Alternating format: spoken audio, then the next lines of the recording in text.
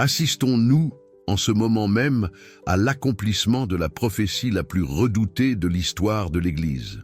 L'homme qui occupe aujourd'hui le trône de Pierre pourrait-il être le dernier pape avant le dénouement final décrit dans les Écritures? Vous n'y avez peut-être jamais sérieusement réfléchi, mais ce que vous allez découvrir pourrait vous surprendre. Beaucoup. Imaginez un instant les rues de Jérusalem grouillant d'activité, la foule rassemblée au mur occidental, tandis qu'à Rome, sous le majestueux dôme de la basilique Saint-Pierre, le pape Léon XIV, oui, le premier pontife né en Amérique du Nord, lève les mains pour plaider la paix. Mais au même moment, des bombes explosent dans certaines régions du Moyen-Orient. Les dirigeants mondiaux échangent des menaces nucléaires, l'intelligence artificielle progresse à un rythme effréné et la planète entière semble s'enfoncer dans un abîme moral et spirituel. S'agit-il d'une simple coïncidence ou de signes évidents que le décor de la fin des temps est enfin planté? Restez avec moi jusqu'à la fin, car nous allons explorer ensemble un mystère impliquant Israël, le Vatican, d'anciennes prophéties et le rôle surprenant du pape actuel, Robert François Prévost, aujourd'hui connu sous le nom de Léon XIV. Nombreux sont ceux qui ignorent même qu'il est le premier pape américain, un fait historique qui, en soi, suscite l'étonnement dans les cercles prophétiques, mais qui devient encore plus troublant lorsqu'on se souvient des prédictions faites il y a des siècles par saint Malachie, l'évêque irlandais qui aurait énuméré en détail tous les papes jusqu'au dernier, appelé Pierre Romain, un pasteur qui guiderait l'Église à travers de grandes tribulations avant le jugement dernier. Et voyez comme c'est curieux, le nom même qu'il a choisi, Lion, a une portée presque prophétique. Dans les Écritures, le lion est un symbole du Christ, le lion de la tribu de Juda, mais c'est aussi une image utilisée pour décrire le diable qui rugit de tous côtés, cherchant qui dévorer. Pouvez-vous ignorer cette coïncidence? J'avoue que lorsque j'ai commencé à approfondir mes recherches, j'ai ressenti un frisson me parcourir le dos. Et ce n'est pas seulement son nom qui attire l'attention. Son apparition sur la scène internationale est on ne peut plus emblématique. Alors qu'Israël, horloge prophétique de Dieu, vit entouré d'ennemis et fait face à des tensions qui peuvent exploser à tout moment, le Vatican renouvelle ses tentatives de dialogue. Et en coulisses, on parle même d'accords impliquant Jérusalem, ce qui, pour de nombreux spécialistes de l'eschatologie, pourrait constituer un déclencheur prophétique sans précédent. Avez-vous déjà ressenti cela? Cet étrange frisson lorsque vous réalisez que certaines choses se mettent en place sous vos yeux, presque comme les pièces d'un puzzle qui pendant si longtemps semblaient aléatoires. Et si je vous disais que tout n'est pas aussi évident qu'il y paraît, qu'il existe des documents anciens, des archives oubliées et même des conspirations silencieuses qui pourraient indiquer un rôle bien plus important du pape actuel dans l'histoire de l'humanité. Je ne parle pas de simples théories du complot créées pour faire de l'audience. Je parle de liens réels, d'événements politiques et religieux qui s'entremêlent avec ce qu'ont dit Jésus dans Matthieu 24, Paul dans Thessaloniciens et Jean lui-même dans l'Apocalypse. Mais ne vous inquiétez pas, je ne veux pas que vous tiriez de conclusions hâtives. Tout au long de cette vidéo, nous explorerons ensemble chaque détail. Nous examinerons les signes croissants, la fragilité croissante du monde, la croissance fulgurante de la technologie, la banalisation du mal, la persécution des chrétiens et, bien sûr, le rôle quasi mystique du pape Léon XIV dans tout cela. Est-il vraiment le dernier pape avant le retour glorieux du Christ, ou assistons-nous simplement à un autre chapitre normal de la longue histoire de l'Église? Je sais que c'est beaucoup d'informations, mais restez avec moi. Non pas que j'ai toutes les réponses, loin de là, mais parce que les enjeux sont bien plus importants que toute opinion humaine. Après tout, si ces prophéties se réalisent sous nos yeux, cela change tout. Cela change notre façon de voir la foi, nos projets, nos peurs et même notre façon de regarder les informations au quotidien. Et c'est précisément ce que je veux vous aider à comprendre. Alors, préparez votre cœur, ouvrez votre esprit et suivez-moi, car dès maintenant nous allons commencer à percer le mystère d'Israël, la prophétie du dernier pape, et ce que tout cela pourrait signifier pour l'avenir de l'humanité. sans conclusions hâtives, sans sensationnalisme facile, mais aussi sans fermer les yeux sur ce qui devient de plus en plus évident. Dans l'étape suivante, nous explorerons en profondeur qui était Saint Malachie, ce qu'est cette mystérieuse liste qu'il a laissée et pourquoi tant de personnes croient que le pape Léon XIV pourrait être le protagoniste du plus grand chapitre de l'histoire humaine. Êtes-vous prêt à continuer? Alors, respirez profondément, car la suite pourrait bien ébranler toutes vos croyances.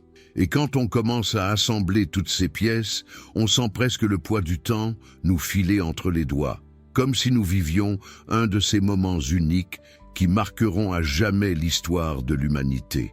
Et je ne sais pas pour vous, mais pour moi, il est impossible de regarder tout cela sans être profondément ému. Voir Israël si exposé, le Vatican renaître sous Léon XIV, et au même moment, le monde se diriger vers des divisions et des crises aussi profondes. C'est comme regarder une horloge prophétique écouler ses dernières secondes avant de sonner une alarme que personne ne peut ignorer. Au fait, dites-moi quelque chose. Qu'est-ce qui vous a le plus touché jusqu'à présent? Lequel de ces signes vous fait reconsidérer la direction des choses ou même remettre en question ce que vous pensiez être une simple coïncidence? J'aimerais beaucoup lire votre point de vue dans les commentaires, car lorsque vous écrivez, ce n'est pas seulement pour moi, c'est pour toute la communauté qui s'est développée autour de cette chaîne, des personnes qui partagent les mêmes préoccupations et qui cherchent elles aussi des réponses. Votre participation est ce qui fait vivre cette chaîne et permet à davantage de personnes de découvrir ce type de contenu qui, avouons-le, ne se trouve pas n'importe où. Et si ce sujet vous parle, si à un moment donné il a fait naître en vous une lumière, n'hésitez pas à laisser un j'aime. C'est un geste simple, mais il permet à YouTube de comprendre l'importance de ce sujet et de le montrer à davantage de personnes susceptibles d'en avoir besoin.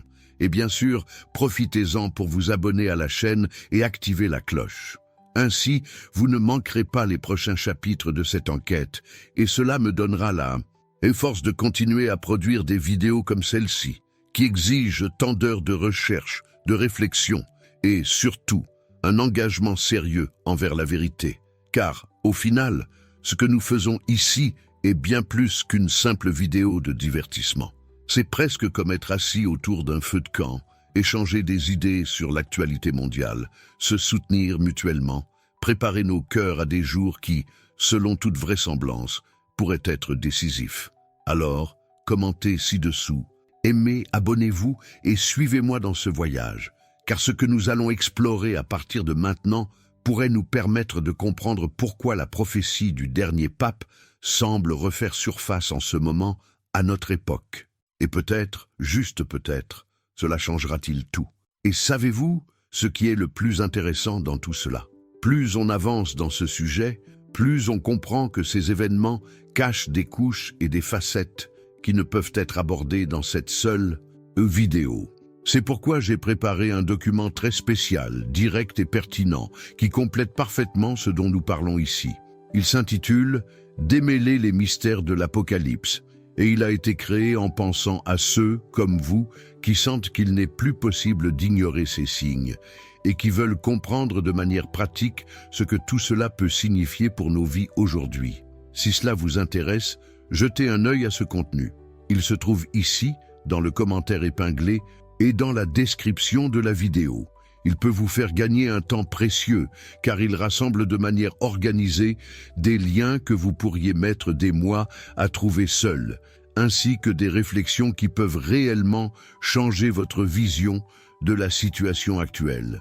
Petit avertissement, ce contenu peut être mis hors ligne à tout moment, car je suis encore en train de tester le format et je suis susceptible de le supprimer ou de le mettre à jour dans les prochains jours. Alors, si vous le trouvez utile, profitez-en tant qu'il est encore disponible. Nous poursuivons donc cette conversation à un niveau encore plus profond, presque comme si nous étions assis ensemble à boire un café et à décortiquer chaque détail, sans précipitation, mais avec le sérieux que le sujet mérite. Et dans quelques instants, je vous montrerai un sujet qui concerne directement le Vatican-Israël et pourquoi le pape Léon XIV est au cœur de tant de spéculations sur le dernier chapitre de l'histoire de l'humanité. Alors, restez avec moi. Je souhaite maintenant approfondir ce sujet, car comprendre le rôle d'Israël dans l'histoire du monde, c'est comme avoir accès à une clé maîtresse révélant les rouages cachés de tout ce que nous voyons se produire. Il n'est pas exagéré de dire qu'Israël est le centre névralgique du plan divin. Cela peut paraître audacieux dans un monde aussi vaste, avec des cultures aussi diverses et des puissances géantes comme les États-Unis, la Chine ou la Russie qui font la une des journaux. Mais le fait est que lorsqu'on parle de prophétie, d'avenir, de transformation mondiale et même de décisions qui changent le cours des choses, l'attention revient inévitablement à ce petit bout de terre du Moyen-Orient. Israël est l'horloge prophétique de Dieu. C'est comme si la plus grande aiguille de cette horloge était fixée sur Jérusalem, et que chaque tour qu'elle effectue signale qu'un événement crucial est sur le point de se produire. Quand vous voyez Israël, sachez que le temps presse. Ce n'est pas une jolie métaphore destinée à embellir le discours religieux, c'est un fait répété tout au long de la Bible, dans l'Ancien comme dans le Nouveau Testament. C'est là que Dieu a choisi d'établir son nom. C'est là que les prophètes ont marché, annoncé, crié et ont été tués. C'est là que Jésus est né, est mort et est ressuscité. Et c'est là qu'il a promis de revenir. Réfléchissons un instant. Pendant près de 2000 ans, Israël n'a tout simplement pas existé en tant que nation. Depuis 70 après JC, lorsque Jérusalem fut détruite par les Romains et que les Juifs furent dispersés à travers le monde, il n'y eut plus d'État d'Israël. Il n'était plus que des communautés dispersées, vivant en minorité dans des dizaines de pays, toujours animés par le rêve quasi utopique de retourner un jour en terre promise. Beaucoup doutaient même que cela fût possible. Pendant des siècles, cela parut absurde. Mais soudain, comme un éclair dans un scénario totalement improbable, arriva 1948. Contre toute attente, Israël fut à nouveau déclaré État souverain. Les journaux de l'époque avaient du mal à croire ce qu'ils rapportaient. Des peuples entiers avaient disparu au fil des siècles, mais les Juifs, dispersés et persécutés, réussirent à préserver leur identité et à retourner sur leur terre ancestrale. Cela aurait été impressionnant en soi, mais arriva 1967 avec la guerre des 6 jours, et Jérusalem, la ville la plus disputée de la planète, revint sous un contrôle juif. C'était comme si l'horloge prophétique se mettait soudain à tourner, annonçant qu'elle approchait rapidement d'un moment crucial. Depuis, chaque fois que des tensions surgissent à Jérusalem, qu'une ambassade y est transférée ou que les dirigeants mondiaux évoquent la paix au Moyen-Orient, quelque chose vibre au cœur de ceux qui comprennent les prophéties. C'est comme si Dieu répétait « Regardez Israël, regardez Jérusalem.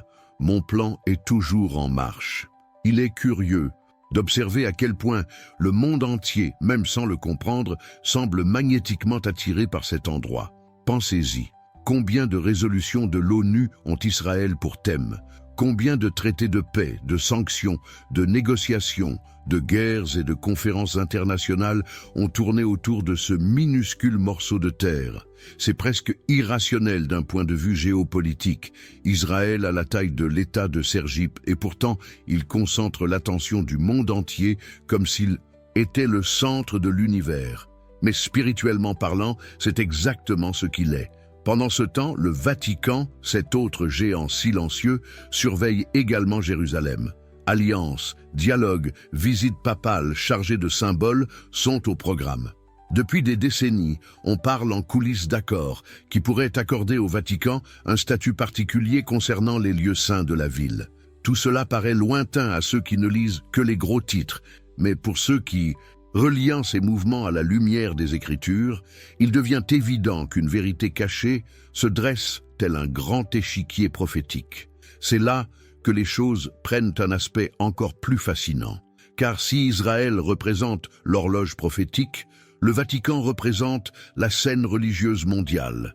Et le fait que Léon XIV, un pape américain, gouverne l'Église à un moment aussi délicat ne fait qu'ajouter des pièces intrigantes à ce puzzle.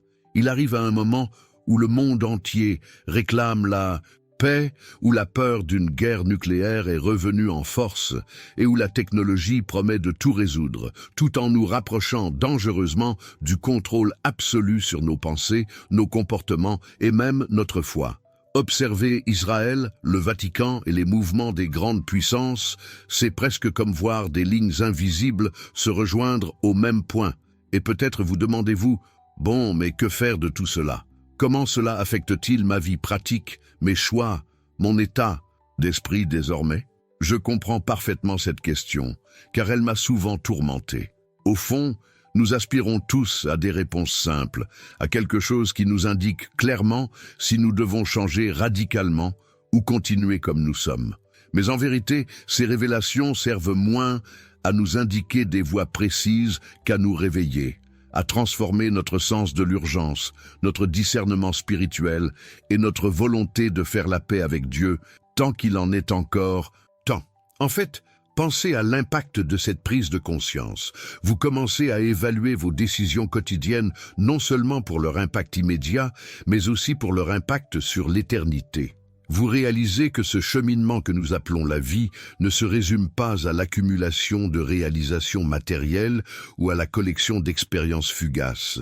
Il s'agit de vous aligner sur le dessein supérieur que Dieu a pour vous, pour l'histoire du monde, et oui, pour Israël, pour Jérusalem, et même pour le rôle que des dirigeants comme Léon XIV pourraient jouer en coulisses dans l'accomplissement final des prophéties.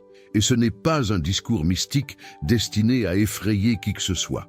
C'est au contraire une invitation à la lucidité, pour ne plus se laisser anesthésier par le rythme effréné des réseaux sociaux, des crises politiques et des scandales médiatiques, sans se rendre compte que tout cela prépare, d'une certaine manière, le terrain à des événements bien plus importants. Quand on comprend pourquoi Israël est l'épicentre prophétique, il devient presque impossible de revoir l'actualité de la même manière.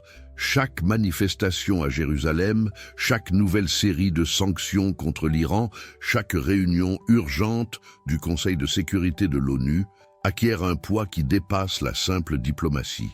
C'est presque comme s'il existait un scénario silencieux où chaque acte rapproche la scène du dernier acte. Et si vous êtes arrivé jusqu'ici, vous ressentez improbablement quelque chose de similaire en vous. Peut-être un malaise, une attente, ou même un sentiment de papillon dans le ventre, car ces jours ne sont pas ordinaires. C'est pourquoi, avant d'explorer plus avant cette frontière délicate entre foi, histoire et avenir, je vous invite à écrire ci-dessous ce que tout cela éveille en vous. Écrivez quelque chose comme « Je suis moi aussi sur ce chemin ». Cela crée une puissante chaîne entre tous ceux qui cherchent à comprendre ces vérités et qui, cela pourrait même faire émerger d'autres expériences et perceptions qui enrichiront encore davantage ce moment.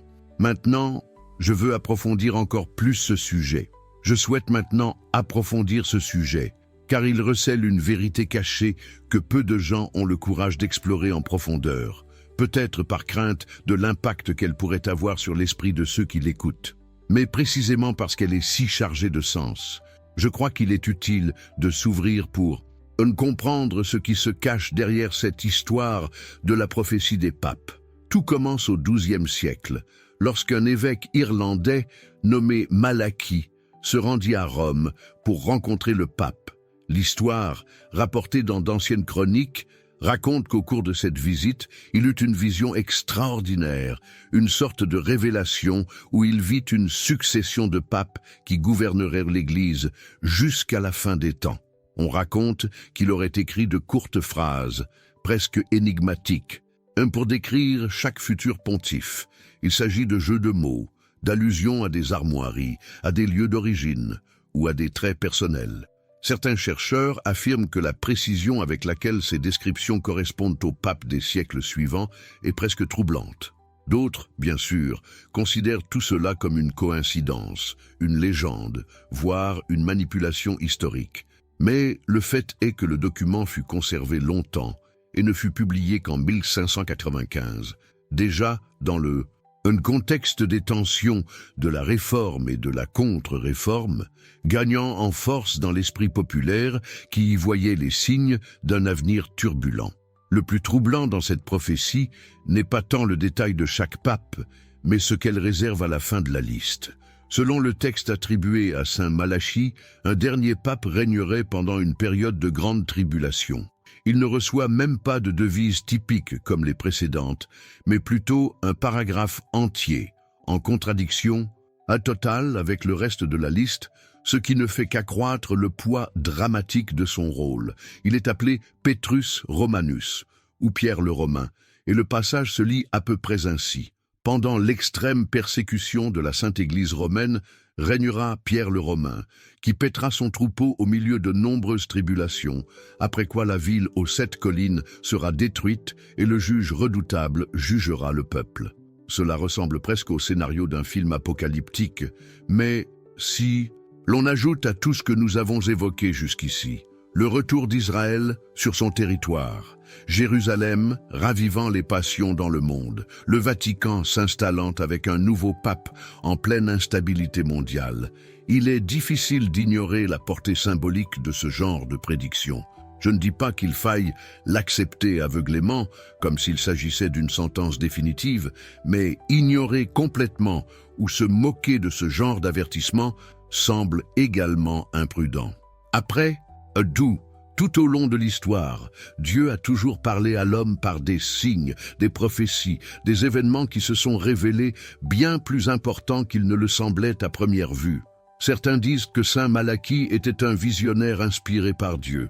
D'autres pensent qu'il ne s'agit que d'un document médiéval, créé pour manipuler le pouvoir et la foi des masses. Et il y a encore ceux qui préfèrent ne pas y penser, car le simple fait d'envisager l'existence d'une chronologie spirituelle guidant l'histoire, qui culminerait par un jugement dernier, est effrayant, affecte profondément les certitudes humaines et nous oblige à nous interroger sur le sens de chacune de nos décisions.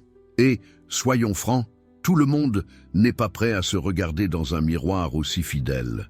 Mais voyez comme c'est curieux, quelles que soient les croyances ou les rejets des gens, le monde continue d'avancer exactement dans la direction annoncée par tant de prophéties.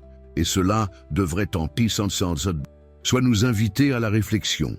Nous vivons à l'ère de l'information instantanée, où n'importe quel titre fait le tour du monde en quelques secondes, et pourtant, peu de gens s'arrêtent pour relier les points, pour se demander ce qui se cache derrière ce parcours humain, pourquoi l'histoire semble avancer si vite aujourd'hui, pourquoi ce désir de solution globale transparaît dans tant de discours politiques et pourquoi la religion, malgré les attaques constantes, reste un élément central des conflits et des tentatives de paix. Si la liste de Malachie possède un minimum d'authenticité, nous nous trouvons alors à un point délicat du scénario. Nombreux sont ceux qui étudient ce sujet, qui affirment que l'avant-dernier pape de la liste serait Benoît XVI, surnommé la gloire de l'olivier, allusion à son nom et au rameau d'olivier, symbole de paix. Puis vint François, et maintenant Léon XIV, le pape Robert François Prévost, arrivé à la papauté dans un contexte presque théâtral, peu après la mort du pape argentin, dans une transition entourée d'attentes et de spéculations sur la suite. Sera-t-il le dernier berger à guider le troupeau à travers les pires tribulations?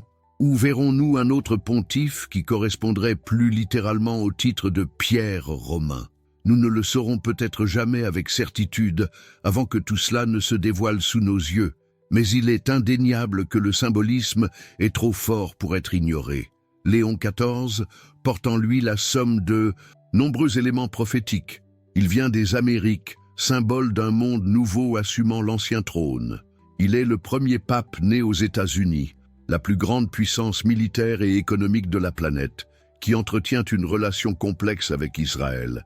Et par-dessus le marché, il a choisi un nom puissant, qui fait à la fois référence au lion de la tribu de Juda et au lion rugissant, cherchant qui dévorer. C'est la partie de l'histoire qui est habituellement enfouie sous des couches de rationalisme et de scepticisme. Mais si l'on s'autorise à lever le voile un instant, on réalise qu'il y a quelque chose qui palpite en coulisses, presque comme si l'univers conspirait pour tenir d'anciennes promesses, même si la plupart des gens sont trop occupés à aimer des photos et à les faire défiler pour le remarquer. C'est comme si nous étions assis dans un théâtre colossal, regardant un scénario écrit bien avant notre naissance, et qu'enfin l'acte final arrive, lorsque le rideau s'ouvre pour révéler le dénouement tant attendu. Je sais, tout cela peut paraître accablant, voire un peu effrayant pour ceux qui n'ont jamais pris le temps de relier les points. Mais en même temps, c'est aussi libérateur. Car lorsque nous reconnaissons que l'histoire avance vers un but, nous commençons à accorder une valeur nouvelle à chaque instant, à chaque petit choix, à chaque transformation intérieure. C'est à ce moment-là que nos décisions quotidiennes, nos croyances, notre façon de traiter les autres, où nous investissons notre temps et notre énergie, prennent un poids éternel. Cela signifie aussi que notre quête de réponse n'est pas vaine. Elle s'inscrit dans quelque chose d'infiniment plus grand, qui va bien au-delà de notre brève présence sur Terre. Au fait, j'aimerais vraiment savoir ce que tout cela provoque en vous. Alors, commentez ci-dessous. Cela me semble logique. Ainsi, nous pourrons nous connecter encore plus dans cette conversation franche, presque comme si nous étions côte à côte en train de démêler chaque morceau de ce grand mystère. Je souhaite maintenant approfondir ce sujet, car c'est précisément ici que notre compréhension commence à être mise à l'épreuve, d'une manière qui éveille non seulement notre curiosité, mais aussi nos convictions les plus profondes. En repensant à tout ce que nous avons évoqué jusqu'ici, Israël comme horloge prophétique, Jérusalem sous les projecteurs, les anciennes prédictions de Saint Malachie annonçant l'émergence d'un pape définitif, il est impossible de ne pas vouloir savoir qui, après tout, occupe le trône le plus célèbre de la chrétienté actuelle. Et ce nom, qui entre déjà dans l'histoire de manière unique, est celui de Robert François Prévost, aujourd'hui connu sous le nom de pape Léon XIV. Son élection fut un événement chargé de symbolisme, qui provoqua un émoi immédiat non seulement parmi les croyants catholiques, mais aussi parmi les spécialistes de l'eschatologie, les journalistes et même les analystes politiques habitués à scruter les rouages du pouvoir. Ce n'est pas une coïncidence. Léon XIV est le premier pape né en Amérique du Nord.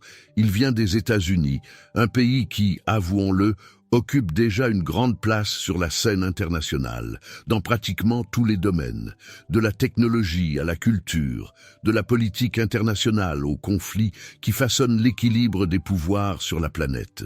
Le fait qu'un pape vienne précisément de ce pays ajoute une dimension significative que la plupart des gens n'imaginent même pas. Et le plus intrigant, c'est qu'il n'est pas arrivé avec la posture rigide que beaucoup attendaient d'un pontife du Nouveau Monde. Bien au contraire, dès le début de son pontificat, Léon XIV a fait preuve d'un charisme déconcertant. Son discours est accessible, presque trop chaleureux pour un dirigeant porteur du poids de siècles de tradition.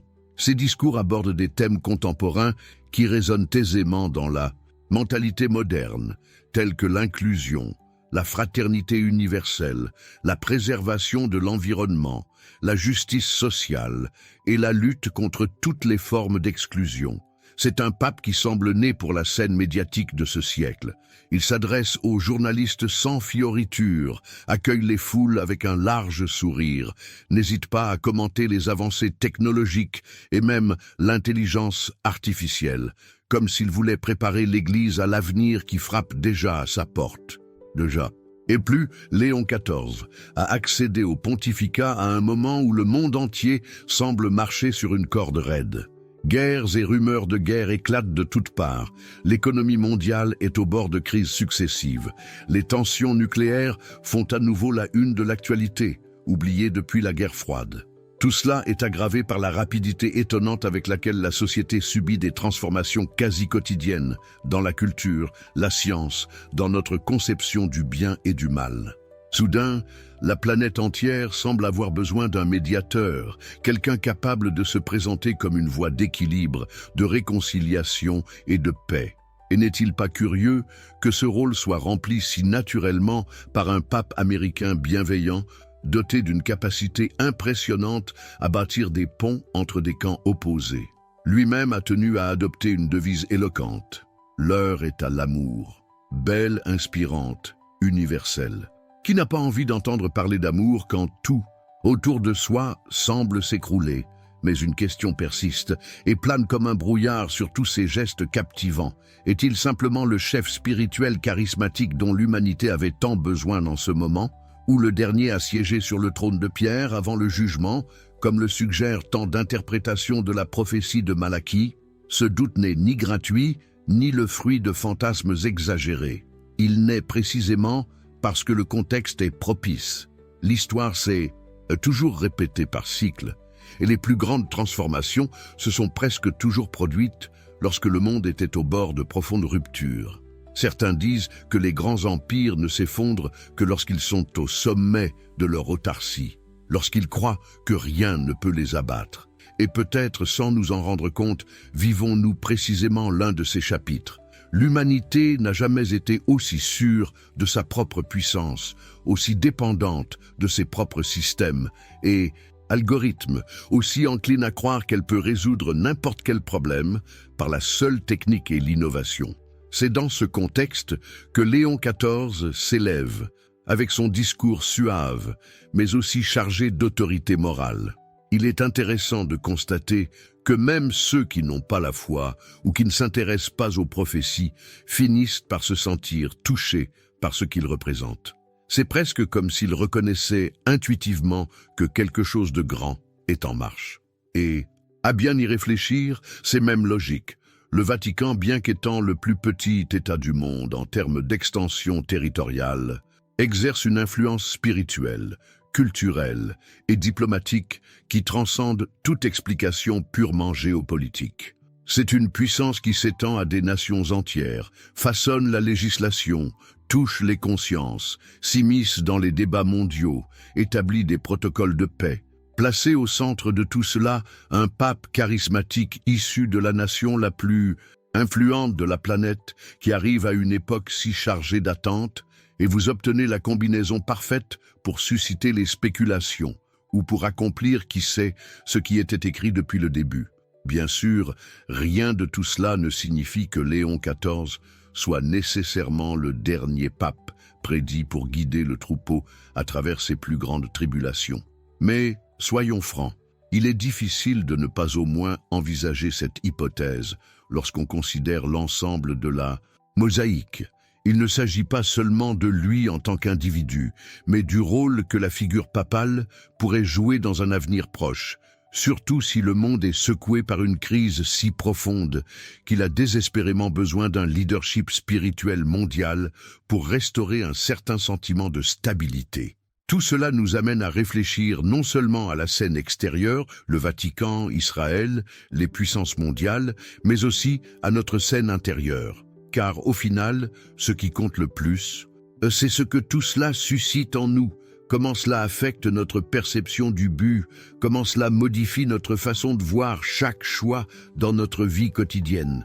Sommes-nous suffisamment attentifs pour comprendre qu'il s'agit d'une rare opportunité de transformation, que nous vivons peut-être à un moment précis de l'histoire où les décisions doivent être prises avec plus de conscience que jamais? Considérer Léon XIV dans ce contexte, ce n'est pas seulement observer un nouveau personnage sur l'échiquier mondial, mais reconnaître que des forces plus grandes sont à l'œuvre, entrelaçant des événements qui dépassent largement notre capacité de contrôle. C'est comprendre que, tout comme il est devenu de manière inattendue le symbole vivant d'une tradition ancienne, nous aussi faisons partie de cette grande histoire, invités à adapter notre cœur et notre esprit à quelque chose d'infiniment plus grand que ce que notre routine immédiate nous permet habituellement de percevoir. C'est pourquoi ce sujet ne peut se limiter aux murs du Vatican, aux coulisses du pouvoir ou au cercle fermé des spécialistes de la prophétie. Il doit trouver un écho ici, dans notre espace de franche conversation, où des gens ordinaires, moi, vous, tous ceux qui nous suivent, peuvent partager leurs perceptions, échanger leurs expériences et révéler leurs sentiments. car c'est dans cet environnement de sincérité qu'émergent les plus grandes révélations, celles qui ont un véritable impact, celles qui transforment non seulement les pensées, mais des chemins entiers. Au fait, si ce sujet vous touche autant que moi, n'hésitez pas à laisser un commentaire. Écrivez « Je suis moi aussi sur ce chemin ». Ainsi, nous créons un pacte silencieux, une chaîne qui nous unit, tandis que nous continuons d'explorer les couches les plus profondes de ce mystère. Maintenant, j'aimerais approfondir ce sujet, car lorsqu'on commence à démêler certains détails entourant le pontificat de Léon XIV, il est presque impossible de ne pas ressentir un étrange frisson nous parcourir l'échine. C'est le genre de sensation qui surgit lorsqu'on réalise que quelque chose de plus grand se trame peut-être dans les coulisses de l'histoire, quelque chose qui échappe totalement à notre contrôle, mais qui est étroitement lié à tout ce qui a été annoncé il y a des siècles. Et même si beaucoup tentent d'expliquer cela par de simples coïncidences, certains liens défient le raisonnement le plus sceptique. Commençons par son propre numéro dans la succession papale. Léon XIV apparaît exactement à la limite de certaines interprétations bien connues de la prophétie de Saint Malachie. Certains érudits divisent cette liste mystique des papes en cycles et en schémas numériques et soulignent curieusement que la place où se trouve Léon XIV semble coïncider précisément avec la fin de ces cycles. Comme si l'horloge prophétique, celle-là même qui a tic-tac bruyamment lors de la restauration d'Israël, achevait un nouveau tour, indiquant qu'un événement décisif était sur le point de se produire. Bien sûr, certains diront toujours qu'il ne s'agit que d'une coïncidence, du fruit du hasard ou de calculs forcés. Mais là est la question.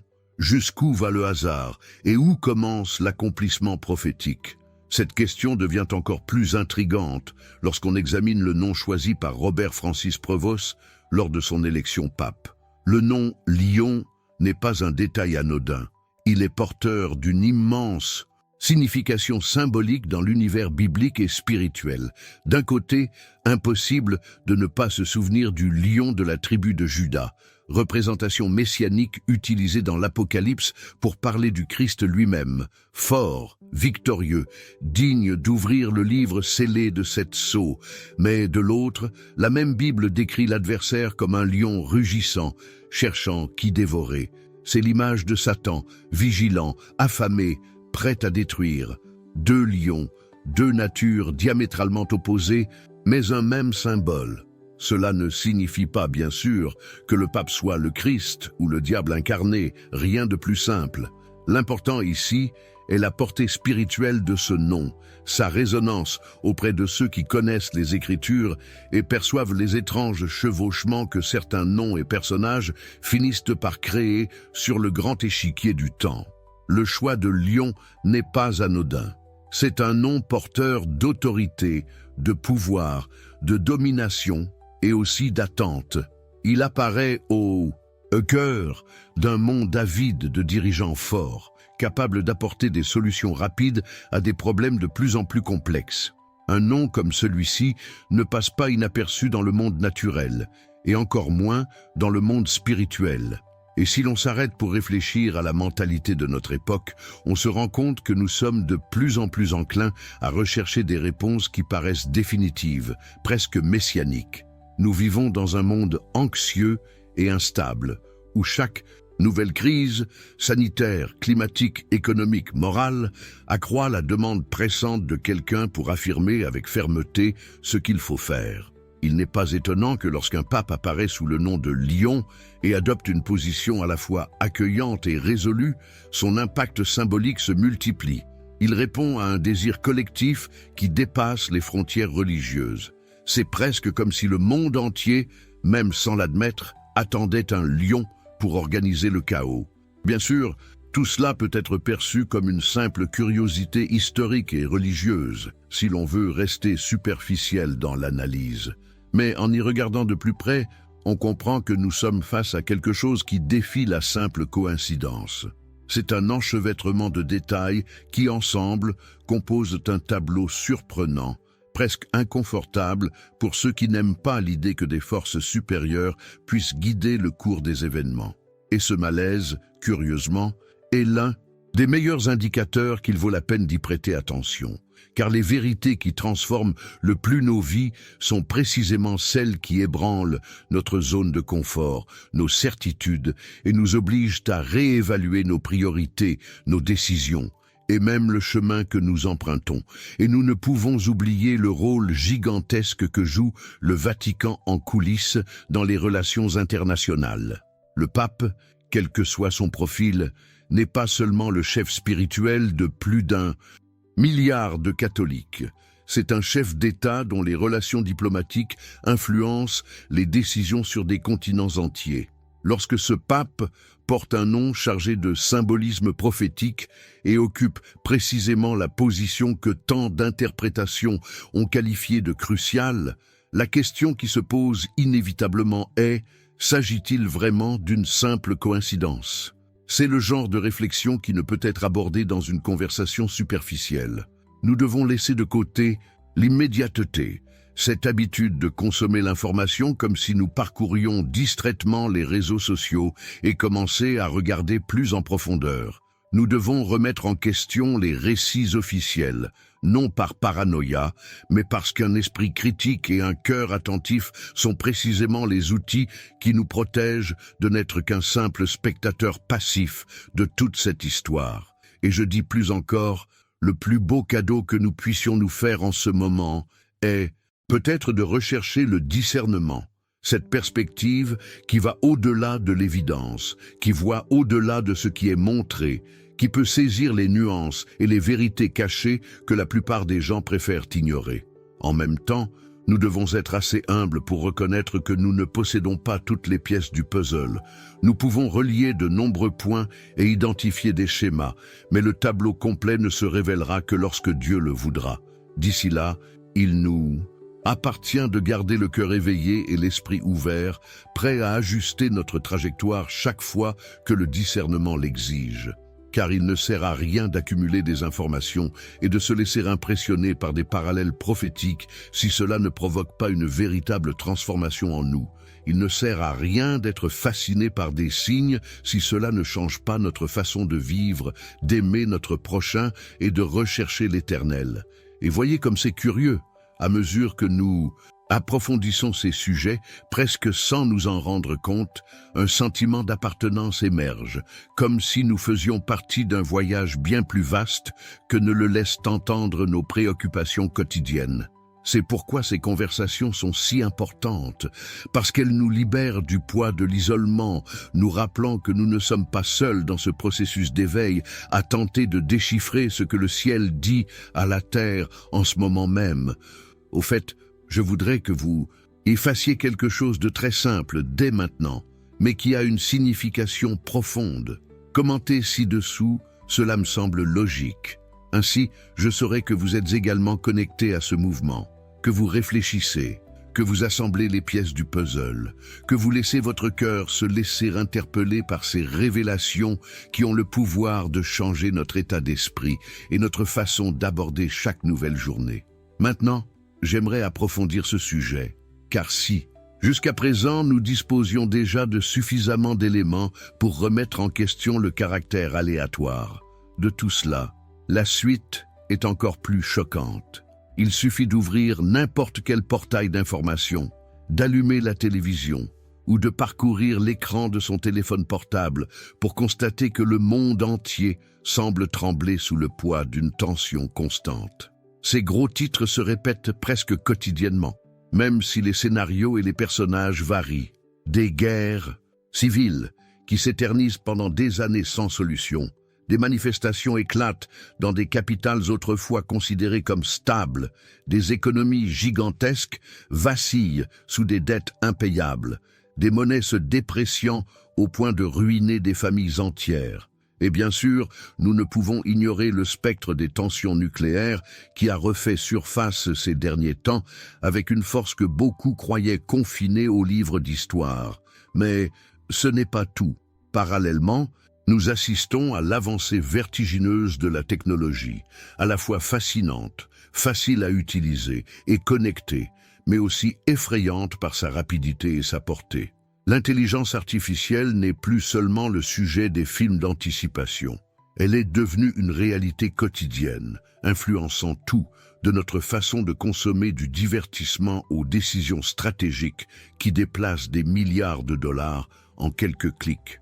Des systèmes capables d'apprendre, d'analyser et même de prendre des décisions sans intervention humaine directe sont déjà au cœur des banques, des armées, des réseaux de santé et de gouvernements entiers.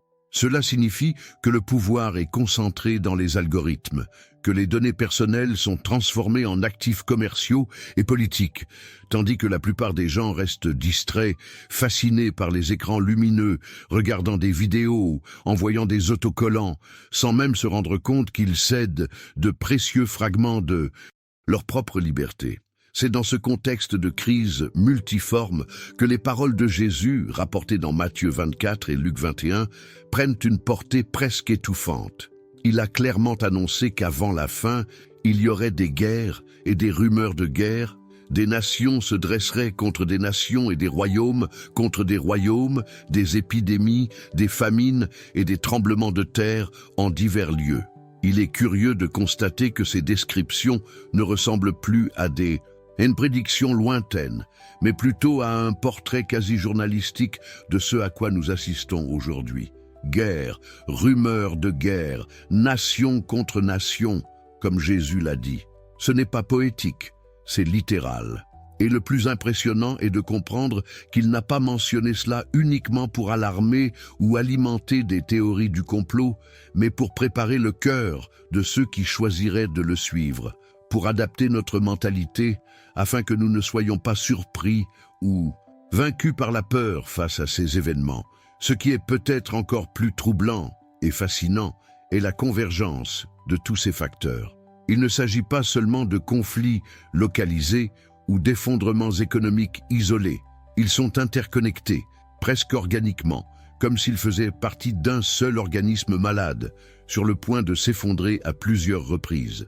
Une pandémie peut perturber les chaînes d'approvisionnement mondiales et déclencher une inflation record, alimentant ainsi des protestations sociales, lesquelles peuvent à leur tour déboucher sur des affrontements violents, des troubles politiques et l'émergence de dirigeants radicaux prêts à offrir des solutions miracles en échange de libertés auxquelles les gens ne se rendent même pas compte qu'ils renoncent. Quand on rassemble tous ces éléments, la scène internationale sous tension, la faim qui frappe à la porte de régions entières, la technologie de plus en plus omnisciente, la peur constante d'une guerre qui pourrait détruire la planète en quelques minutes, il est difficile de ne pas penser que le décor est méticuleusement planté pour qu'un événement majeur se produise. Et si l'on revient aux paroles de Jésus, on comprend qu'il a utilisé ces signes non pas comme de simples indicateurs géopolitiques, mais comme un avertissement personnel pour chaque génération, un mot de passe spirituel pour nous maintenir attentifs au voyage invisible que nous entreprenons, même lorsque le monde est distrait par ses propres spectacles. C'est à ce stade que la prophétie cesse d'être une simple curiosité théologique ou un sujet d'étude pour devenir viscérale, nous obligeant à réévaluer nos choix pratiques, ces petites décisions quotidiennes qui, mises bout à bout, façonnent le cours de notre vie. Car si tout pointe vers un résultat, alors chaque mot que nous prononçons, chaque relation que nous cultivons, chaque priorité que nous établissons, prend un poids éternel. Il ne s'agit plus de courir après le statut, l'argent, les applaudissements ou les j'aime. Il s'agit d'aligner notre cœur sur ce qui compte vraiment, sur ce qui transcende le présent et nous relie à une histoire bien plus vaste.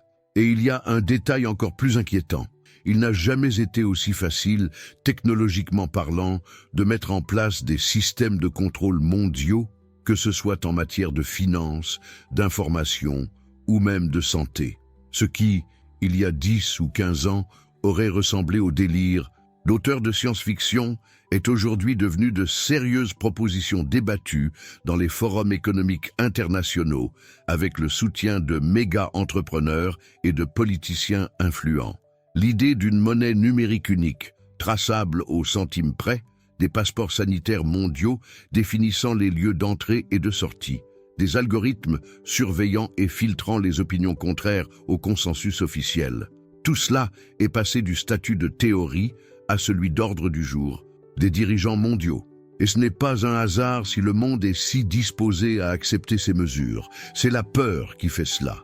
La peur paralyse, aveugle et rend les gens anxieux à toute voix ferme, promettant paix et sécurité, même au prix de renoncer à leur liberté fondamentale.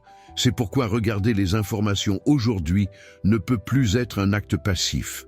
Nous devons développer la capacité de voir au-delà des gros titres, de percevoir le fil invisible qui tisse chaque événement, aussi aléatoire soit-il. Car le décor est planté, l'intrigue annoncée depuis longtemps, et le rideau peut se lever à tout moment. Tout s'articule de manière si surprenante que cela peut donner le vertige. Mais, paradoxalement, cela apporte aussi une certaine paix. Non pas la paix superficielle qui dépend des circonstances, mais une paix fondée sur la conviction que rien de tout cela n'est accidentel, qu'un plan plus vaste guide chaque détail, et que si nous gardons le cœur ferme, nous aurons la force de surmonter n'importe quel scénario qui se déroulera sous nos yeux. Au fait, j'aimerais vraiment que vous écriviez dans les commentaires « Je suis moi aussi sur ce chemin ».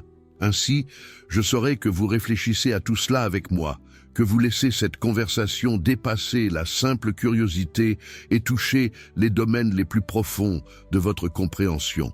Maintenant, j'aimerais approfondir ce sujet et il y a quelque chose que je voulais vous dire rapidement car je sais que ceux qui sont arrivés jusqu'ici partagent probablement mon avis.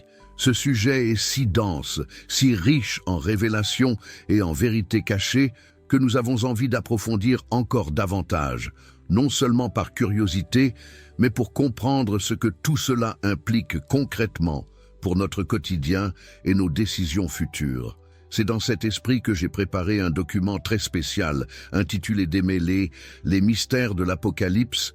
C'est quelque chose de pratique, de direct, fait précisément pour ceux qui, comme vous, ne veulent pas simplement regarder une vidéo et continuer leur vie comme si de rien n'était, mais préfèrent aller plus loin, relier des points importants, avoir une carte pour naviguer dans tout ce qui se passe autour de nous. Si cela vous semble pertinent, jetez un œil au contenu que j'ai laissé ci-dessous. Il se trouve dans le commentaire épinglé et dans la description de la vidéo. Ce contenu peut être mis hors ligne à tout moment, car je teste encore le format et je suis susceptible de le modifier ou de le supprimer dans les prochains jours. Alors, s'il vous est utile, profitez-en tant qu'il est encore disponible. Ce contenu complète ce que nous avons abordé ici et peut vous faire gagner beaucoup de temps en pratique, car il concentre plusieurs de ces liens de manière organisée, vous permettant ainsi de réfléchir sereinement, sans avoir à tout chercher vous-même dans des centaines de sources différentes. Notre voyage ne s'arrête donc pas ici, dans la vidéo, mais se poursuit à un niveau plus profond, presque comme une conversation plus privée, où nous pouvons éclaircir des détails qui prendraient trop de temps ici. Alors, si vous le ressentez au plus profond de vous-même, accédez-y et voyez si cela vous parle. Maintenant, je veux approfondir ce sujet, car lorsque nous commençons à rassembler tous ces éléments, nous réalisons que l'enjeu dépasse largement les prophéties isolées ou les gros titres alarmants. Il existe un fil conducteur qui traverse les siècles, relie les empires, redéfinit les cartes et éclaire les décisions qui affectent le destin de millions de personnes. Et ce fil conducteur, curieusement, passe presque toujours par deux points fixes, Israël et le Vatican. Comme s'ils étaient les pôles opposés d'un même champ magnétique, destinés à interagir à un moment critique de l'histoire. Et à mesure que nous observons leurs relations se resserrer, il devient impossible de ne pas ressentir un poids particulier, presque comme le présage de quelque chose de grand ou de terrible. Le Vatican mène depuis quelque temps des discussions discrètes, souvent à l'abri des regards, sur l'avenir de Jérusalem. Depuis le siècle dernier, des documents internes et des déclarations papales révèlent le souhait de voir la ville sainte placée sous un statut international, administrée par des autorités garantissant le libre accès à toutes les confessions. Cela peut paraître noble, voire romantique à première vue, mais cela révèle aussi l'intérêt direct du Saint-Siège à avoir une voix active dans le destin de ce lieu qui est, sans conteste, l'épicentre des religions juives, chrétiennes et même musulmanes. Et à bien y réfléchir, on comprend qu'il ne s'agit pas d'un simple détail diplomatique. Il s'agit d'un mouvement susceptible de modifier radicalement la géopolitique et surtout le destin spirituel prédit par tant de textes bibliques. C'est là que réside le point le plus troublant. La Bible parle clairement d'un rassemblement des nations à Jérusalem, non seulement pour célébrer, mais dans un contexte de tension, avec des décisions qui marqueront un tournant pour le monde entier. Et que voyons-nous aujourd'hui ? Des chefs d'État s'y rendant avec une fréquence quasi théâtrale, des chefs religieux de toutes obédiences, se réunissant pour parler de paix et de dialogue interreligieux, tandis qu'Israël, de son côté, cherche désespérément à garantir son droit à exister au sein d'un voisinage de plus en plus hostile. Y parviendrons-nous ? Cette question résonne presque comme un murmure inconfortable dans l'esprit de ceux qui observent tout cela, sans le voile du conformisme. À y regarder de plus près, on constate que l'implication du Vatican dans les affaires liées à Jérusalem n'est pas nouvelle, mais qu'elle a pris des nuances particulières ces dernières décennies. Des accords diplomatiques signés dans les années 1990 aux récentes déclarations des papes mentionnant directement le statut spécial de la ville, l'intérêt est constant. Et quiconque comprend un tant soit peu le fonctionnement des grandes institutions sait que rien n'est impulsif. Chaque étape, chaque déclaration publique, chaque réunion de haut niveau est précédée d'études détaillées, de calculs minutieux et d'objectifs à long terme. Rien n'est gratuit lorsqu'il s'agit de déplacer des pièces sur un échiquier aussi délicat. Et il est impossible de ne pas lier cela au facteur prophétique. Non seulement parce qu'il implique directement Israël, qui, comme nous l'avons déjà dit, est l'horloge prophétique de Dieu, mais aussi parce que l'Apocalypse elle-même, ainsi que des passages de Daniel et de Zacharie, suggèrent que Jérusalem sera le déclencheur des événements finaux. Un point de collision où les ambitions politiques, religieuses et spirituelles s'affronteront si intensément qu'il n'y aura plus de place pour la neutralité. Et même si beaucoup pensent qu'il est exagéré de le penser, le scénario mondial pousse tout vers cette issue. Les conflits régionaux au Moyen-Orient ne sont plus seulement des différends locaux, ils ont des répercussions mondiales, affectent le prix du pétrole, provoquent l'instabilité des marchés boursiers internationaux et poussent les puissances à envoyer des porte-avions pour garantir leurs intérêts. Pendant ce temps, le Vatican continue d'investir dans son rôle diplomatique. Il n'est pas étonnant que les papes soient reçus avec les honneurs de chefs d'État et aient facilement accès au Parlement, aux présidents et aux organisations multilatérales. Lorsque le pape parle de Jérusalem, il ne parle pas seulement en tant que chef d'une église, mais comme d'un symbole doté d'une influence historique capable d'influencer des décisions qui affectent le monde entier. Et si un consensus se dégage un jour pour établir une gouvernance internationale dans la ville sainte, une proposition déjà formulée lors de plusieurs conférences, il est peu probable qu'il se réalise sans l'approbation, voire la participation active du Saint-Siège. Tout cela dresse un portrait à la fois impressionnant et effrayant de la proximité de ce que les Écritures appellent le temps de la fin. Ce n'est pas un hasard si Jésus a averti dans Luc 21 que Jérusalem serait foulée aux pieds par les gentils jusqu'à l'accomplissement des temps des nations, et que lorsque nous verrions certaines choses s'y produire, nous devrions savoir que la fin était toute proche, à nos portes. Et voyez comme c'est curieux, nulle part ailleurs sur la planète, les questions politiques et spirituelles ne se mélangent de manière aussi explosive qu'à Jérusalem.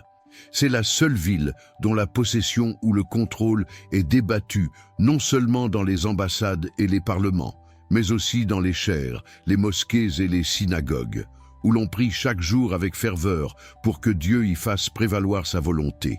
Et le plus impressionnant peut-être est de comprendre comment ce cadre influence notre propre cheminement intérieur, car à mesure que nous comprenons l'impact de chacun de ces mouvements, notre état d'esprit s'ajuste. Nous cessons d'être de simples spectateurs distants pour devenir des acteurs conscients d'une histoire qui s'écrit encore. Et cet éveil, bien que parfois inconfortable, est un cadeau déguisé. Il nous oblige à réévaluer ce que nous faisons de notre temps, de nos relations, des choses dans lesquelles nous investissons tant d'énergie. Il nous rappelle qu'il existe une vérité cachée derrière l'actualité, un mécanisme spirituel qui continue de tourner même lorsque les caméras s'éteignent et que les gros titres changent. Ainsi, chaque petit accord politique entre le Vatican et les autorités israéliennes, chaque discussion sur la paix et la coexistence à Jérusalem, chaque nouvelle résolution discutée aux Nations Unies commence à avoir un poids tout autre pour ceux dont les yeux sont habitués à percevoir l'invisible. Et, en même temps, cela ravive cette attente qui sommeille en chacun de nous.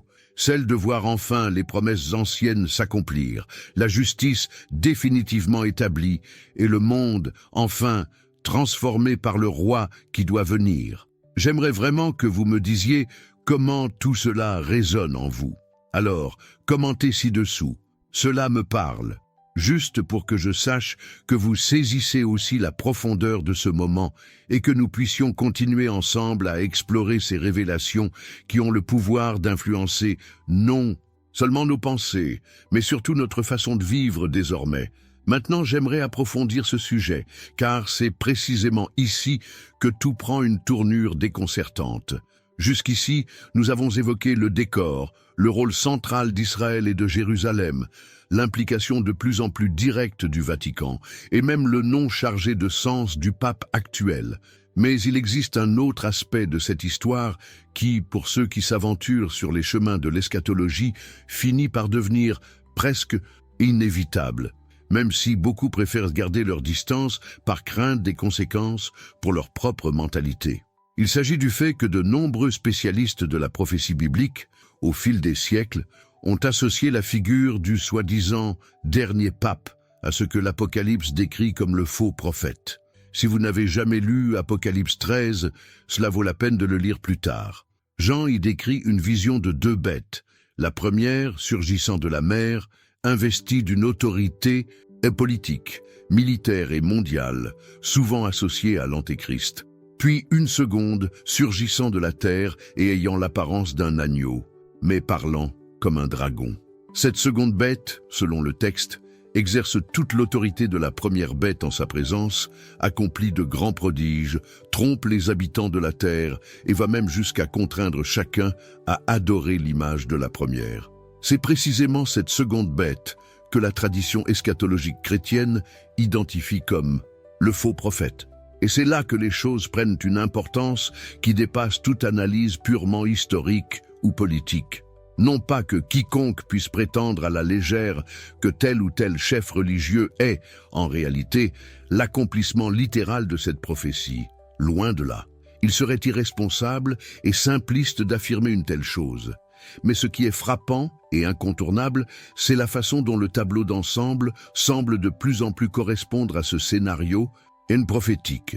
Un chef spirituel mondial, doté d'une portée médiatique sans précédent, capable de dialoguer avec diverses nations et religions, écouté par des présidents, des rois, des premiers ministres, des hommes d'affaires et des millions de croyants qui le considèrent comme la plus grande référence morale de notre époque. Je ne dis pas que c'est le cas, mais le tableau est de plus en plus pertinent. Et c'est peut-être le détail le plus troublant, car si c'était quelque chose de complètement hors de portée, s'il n'y avait aucun parallèle, aucun point de contact entre ce qui se passe dans le monde et ce que décrit l'Apocalypse, la situation serait plutôt confortable. Nous pourrions simplement vaquer à nos occupations quotidiennes, espérer que les choses s'améliorent et continuer à nous préoccuper uniquement des factures de fin de mois ou de nos vacances. Mais lorsqu'on additionne chacun de ces éléments, le désir croissant d'un leadership mondial unificateur, les crises qui poussent le monde vers des solutions communes, le rôle central de Jérusalem dans le jeu d'échecs international et la figure de plus en plus influente de la papauté, on ne peut nier la possibilité que nous assistions à la mise en place de quelque chose de bien plus vaste. Et cela, en soi, a le pouvoir de provoquer une véritable transformation intérieure, car cela modifie radicalement le poids de nos décisions quotidiennes. Cela nous oblige à réfléchir aux véritables racines de notre espoir, aux vérités sur lesquels nous construisons nos vies, qu'il s'agisse de simples vérités passagères, façonnées par des tendances culturelles changeantes au fil des saisons, ou de ces vérités profondes et intemporelles qui perdurent même lorsque tout autour d'elles semble s'effondrer. En fait, il est curieux de constater comment, derrière les grands récits, se joue toujours un jeu de manipulation émotionnelle et psychologique. Les masses sont guidées par la peur, par des promesses de sécurité, par des discours qui offrent des solutions faciles à des problèmes complexes. Et ce n'est pas une théorie du complot. Il suffit d'observer le comportement des marchés, des gouvernements et même des mouvements sociaux face à des crises soudaines. Le réflexe naturel est de rechercher quelqu'un qui a une voix ferme qui dit « Suivez-moi, j'ai la voix ». Et Apocalypse 13 parle précisément de cela, d'un système d'où surgiront des réponses prometteuses, médiatisées par un leadership spirituel capable d'accomplir des miracles qui enchanteront même les plus sceptiques. Il peut être difficile de penser ainsi, mais c'est aussi une invitation à la maturité spirituelle, car il ne sert à rien d'être simplement choqué ou curieux. Si tout cela n'est pas une simple coïncidence, si cela s'inscrit véritablement dans une chronologie prophétique qui se déroule sous nos yeux, alors vivre sans souci est la plus grave erreur que nous puissions commettre. Il ne s'agit pas de tout arrêter et de gravir une montagne en attendant la fin du monde, mais de calibrer notre cœur pour discerner ce qui compte vraiment. Il s'agit de ne pas laisser la peur nous paralyser, mais de nous servir de ce sentiment d'urgence comme d'un moteur pour examiner nos propres vies, tendre la main à ceux qui sont dans le besoin et réparer ce qui est brisé en nous avant qu'il ne soit trop tard. C'est peut-être pour cela que Jésus parlait si naturellement de signes qui pourraient paraître terrifiants. Il ne disait pas cela pour semer la panique, mais pour nous rendre vigilants, attentifs à ce qui se passe non seulement à l'extérieur, mais surtout à l'intérieur de nous. Car la plus grande bataille ne se livre pas dans les palais, les parlements ou les rues tumultueuses de Jérusalem, mais dans le silence du cœur humain. C'est là que chacun décide de son camp, lorsque les choses atteindront enfin leur paroxysme. Et le plus beau, même au milieu de tant de tensions, c'est de réaliser que nous ne sommes pas seuls sur ce chemin. Une multitude silencieuse, dispersée à travers le monde, ressent elle aussi ce malaise et a pris conscience de ces problèmes que la plupart préfèrent passer sous silence. Et savoir que d'autres cherchent le discernement pose des questions difficiles. Examinent les Écritures et confrontent leurs propres priorités apporte une forme d'espérance qui ne dépend pas de circonstances favorables. Une espérance nourrie par la vérité, même si elle est un peu douloureuse. J'aimerais vraiment savoir comment tout cela résonne en vous. Alors, écrivez ici dans les commentaires « Je suis moi aussi sur ce chemin », juste pour être sûr de ne pas être seul et que d'autres personnes laissent ces réflexions éveiller leur cœur d'une manière qui, au fond, nous prépare vraiment à ce qui nous attend.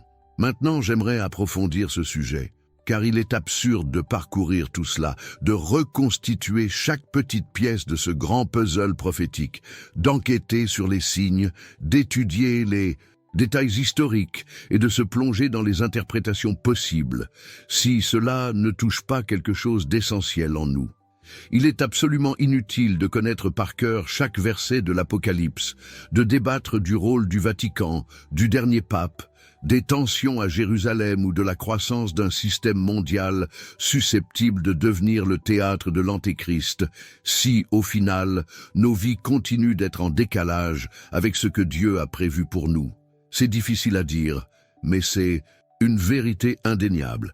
Il est inutile de se contenter de connaître les prophéties si notre vie n'est pas en accord avec Dieu, car l'essentiel de ce que Jésus nous a mis en garde dans Matthieu 24, Luc 21 et même dans Apocalypse 3 n'était pas de nous contenter d'être experts en signes, mais de rester debout, vigilants, gardant notre foi vivante même lorsque tout autour de nous semble s'effondrer.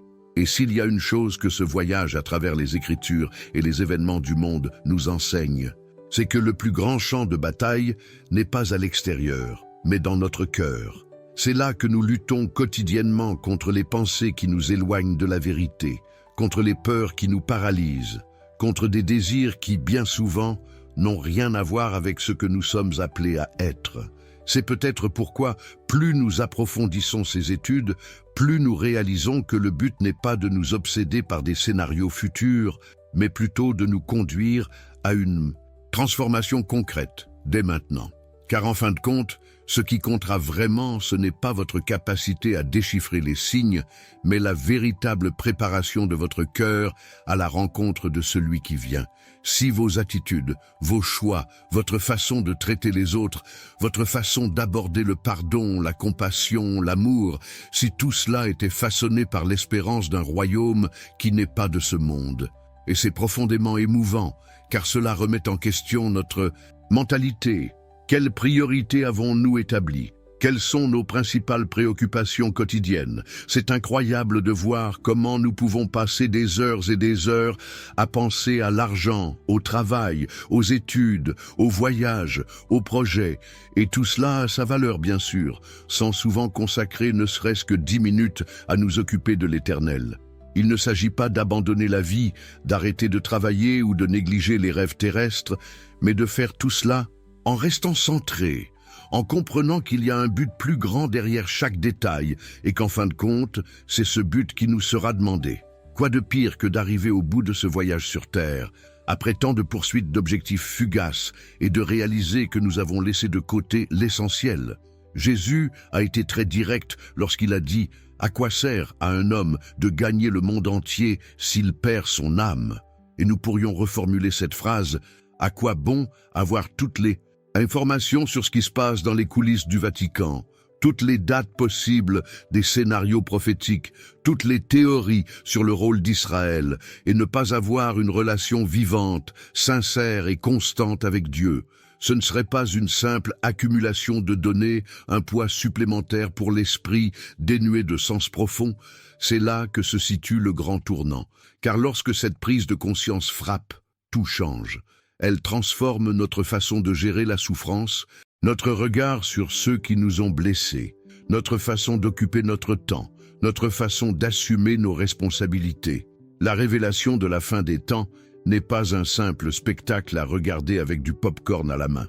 C'est une invitation à la réflexion et surtout à l'action personnelle.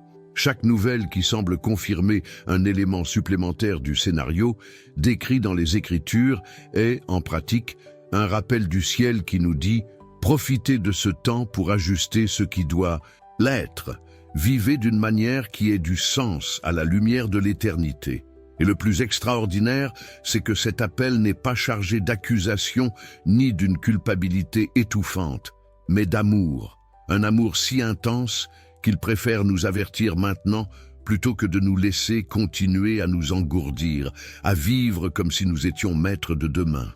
Et cette conscience est libératrice, car elle ne se limite pas à ce que nous savons ou pouvons prévoir, mais à ce que nous devenons en même temps.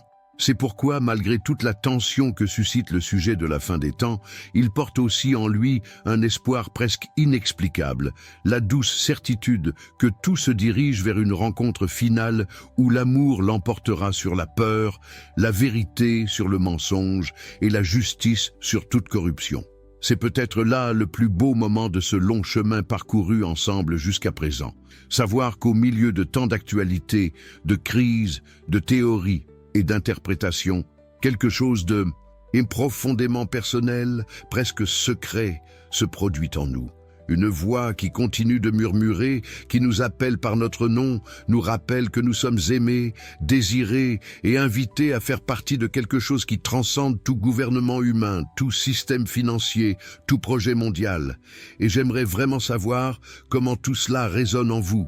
Alors, commentez ci-dessous. Cela me parle. Juste pour que je sente que je ne suis pas seul à parler et que de plus en plus de personnes laissent ce sujet dépasser la simple curiosité, le laissent transformer leur état d'esprit, leurs décisions et préparer leur cœur à l'essentiel.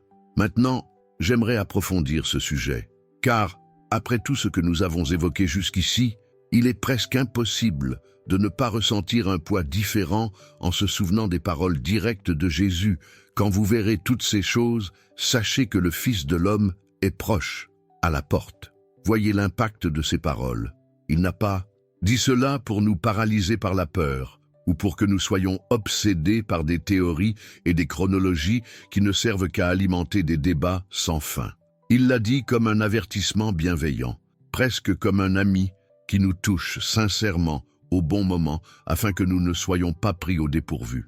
Et il est incroyable de constater à quel point tout ce que nous avons analysé jusqu'ici, le décor qui se prépare en Israël, le rôle du Vatican, le mystère entourant le dernier pape, les tensions internationales, la course technologique qui progresse vers un contrôle quasi total, convergent exactement dans la direction qu'il avait lui-même annoncée. Et pour cause. Ce à quoi nous assistons n'est pas seulement un changement politique, économique ou culturel. C'est l'histoire elle-même, à son niveau le plus profond, qui avance vers un point qui avait toujours été planifié. Cette prise de conscience a le pouvoir de transformer radicalement notre état d'esprit. Nous commençons à réaliser que nous ne regardons pas simplement un autre épisode des informations, mais que nous faisons partie d'un voyage soigneusement écrit, avec un début, un milieu et une fin. Une fin qui n'est pas sombre, malgré toute la douleur qui peut la précéder. C'est une fin qui culmine dans la restauration, dans la justice parfaite, dans la victoire finale du bien sur le mal.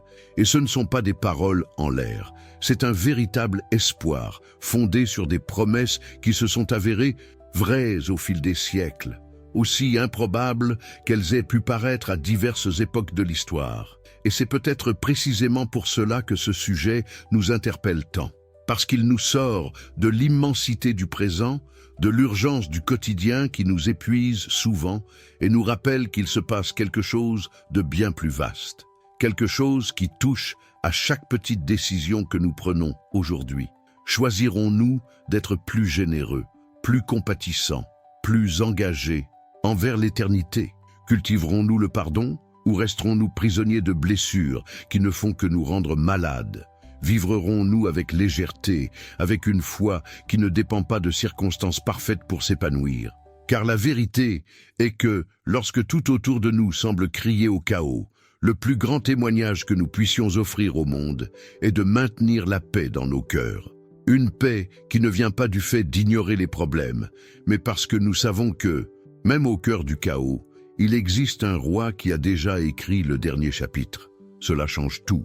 Cela change notre façon de traiter ceux qui pensent différemment de nous. Cela change notre façon de réagir aux problèmes qui surgissent soudainement. Cela change même la valeur que nous accordons à des choses qui semblaient autrefois si urgentes, mais qui, au final, n'ont aucun poids face à l'éternité. C'est pourquoi nous ne pouvons ignorer la parole de Jésus. Quand vous verrez toutes ces choses, sachez que le Fils de l'homme est proche, à la porte. Ce n'est pas une phrase qui se perd dans la poussière des siècles. C'est une phrase vivante, vibrante pour moi et pour vous maintenant. Et s'il nous a avertis, c'était précisément pour que nous ayons le temps d'ajuster notre cœur, de réorganiser nos priorités, de ne pas remettre à plus tard ce qui doit être traité aujourd'hui. C'est presque comme si l'Esprit de Dieu, en silence, touchait des points précis en nous, tandis que nous écoutons et réfléchissons à tout cela. Parfois, il fait remonter à la surface des souvenirs qui nécessitent une guérison, des décisions en suspens, des actions courageuses que nous avons reportées par peur ou insécurité. Et par cette douce touche, il nous invite à vivre plus authentiquement, plus connectés au véritable but de notre existence. C'est ce type de transformation qui fait toute la différence, car c'est un changement intérieur. Il n'est pas motivé par la culpabilité, ni par la peur de la fin, mais par un désir sincère d'être en phase avec ce qui compte vraiment. Et réfléchissez-y, si tant de prophéties se sont déjà réalisées, si nous voyons de nos propres yeux les pièces bouger comme elles ont été décrites il y a des milliers d'années, pourquoi douterions-nous que le dénouement se produise exactement comme prévu? Cela devrait susciter en nous non seulement un sentiment d'urgence, mais aussi un immense espoir, car cela signifie que l'histoire n'est pas à la dérive, mais qu'elle est guidée par celui qui a promis de ne pas nous abandonner même un instant. Ainsi, même si les signes annonciateurs nous indiquent que le monde se rapproche de plus en plus d'un avenir grandiose et définitif, nous pouvons avancer avec confiance. Non pas la confiance naïve de ceux qui pensent que tout se passera toujours comme ils l'espèrent, mais la confiance mûre qui comprend qu'un but plus élevé est à l'œuvre, capable de transformer la douleur en croissance, l'incertitude en foi et même une tragédie en nouveau départ. J'aimerais vraiment que vous me disiez à quel point tout cela vous touche. Alors, commentez ci-dessous. Commentaire. Cela me parle. Juste pour que je sache que de plus en plus de gens laissent ces mots pénétrer leur esprit, les laissent dépasser l'intellectuel et commencent à toucher les recoins les plus secrets de leur être. Et si vous êtes arrivés jusqu'ici avec moi, je tiens d'abord à vous dire que cela compte beaucoup, vraiment, car tout le monde n'a et pas la patience, ni le courage, d'approfondir un sujet qui affecte autant notre mentalité, nos certitudes et même nos émotions. Alors, juste pour être resté jusqu'au bout, je vous invite à le noter ici, dans les commentaires, en écrivant « Je suis avec vous jusqu'au bout ». Ainsi, je saurai que vous êtes allés jusqu'au bout de ce voyage et que d'une manière ou d'une autre, ce message a trouvé sa place. Je souhaite également vous ouvrir mon cœur et vous demander quelque chose de spécial. Si ce contenu vous a interpellé et vous a touché, pensez à cliquer sur le bouton « Merci » sous la vidéo. C'est simple, mais cela me permet de continuer à diffuser la parole de Dieu et d'atteindre davantage de personnes qui ont peut-être besoin de la même lumière que vous aujourd'hui. Et si vous le pouvez, laissez un j'aime aussi, car en plus de renforcer le lien que nous avons tissé jusqu'à présent, cela permet à YouTube de comprendre l'importance de ce sujet et de montrer cette vidéo à ceux qui n'en ont pas conscience. Ok, ne partez pas sans vous abonner à la chaîne. Vous continuerez ainsi à recevoir du contenu comme celui-ci, qui ne se contente pas de rester superficiel, mais qui va vraiment en profondeur et nous aide à avancer ensemble sur ce chemin plein de découvertes. Et bien sûr, si vous souhaitez aller plus loin, il y a mon e-book que vous connaissez déjà, disponible dans le commentaire épinglé. Il complète tout ce dont nous avons parlé ici, avec des réflexions pratiques qui peuvent vous faire gagner du temps et éclairer vos décisions importantes. Voici une vidéo qui correspond parfaitement à tout ce dont nous avons parlé aujourd'hui. Alors, cliquez et suivez-moi. Poursuivons ce voyage ensemble. Que Dieu te bénisse.